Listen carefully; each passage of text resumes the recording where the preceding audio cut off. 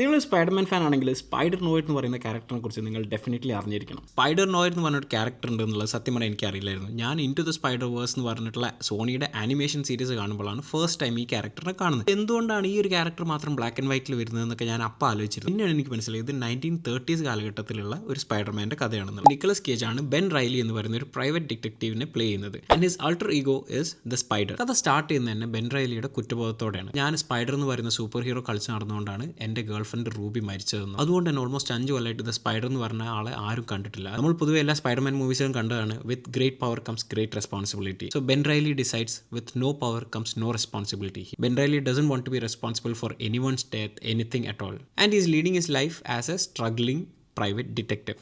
പക്ഷേ തൻ്റെ ചുറ്റും നടക്കുന്ന പല മേർഡേഴ്സും പല സിറ്റുവേഷൻസും കാരണം he is force to come back as the spider. ഇത് കഴിഞ്ഞ് വേറെ സൂപ്പർ പവേഴ്സ് ഉള്ള വില്ലൻസ് വരുന്നു, അവരെങ്ങനെ ഡീൽ ചെയ്യുന്നു, പ്രോബ്ലംസ് എങ്ങനെ സോൾവ് ചെയ്യുന്നു എന്നുള്ളതാണ് പിന്നീട് അങ്ങോട്ടുള്ള സീരീസ് കാണിക്കുന്നത്. ഈ സീരീസ് നിങ്ങൾക്ക് ആക്ച്വലി ആമസോൺ പ്രൈമിൽ 2 രീതിയിൽ കാണാൻ പറ്റും. ഒന്നെങ്കിൽ ബ്ലാക്ക് ആൻഡ് വൈറ്റ് ആയിട്ട് കാണാം, അതല്ലെങ്കിൽ നിങ്ങൾക്ക് കളർ ഫോമിൽ കാണാം. ഞാൻ ആക്ച്വലി ആദ്യത്തെ 2-3 എപ്പിസോഡ് ബ്ലാക്ക് ആൻഡ് വൈറ്റിലാണ് കണ്ടത്. പക്ഷേ I personally prefer the colour version. അതുകൊണ്ട് ഞാൻ ഇമീഡിയറ്റ്ലി സ്വിച്ച് ചെയ്തു ഫുൾ ബാക്കി സീരീസ് ഞാൻ കണ്ടത് കളർഡ് വേർഷനിലാണ്. Anyways as a Spiderman fan, yes I like the series. So നിങ്ങൾ സ്പൈഡർമാൻ ഫാൻ ആണെങ്കിൽ do not miss Spider Noir streaming on Amazon Prime right now. Go watch it. Bye.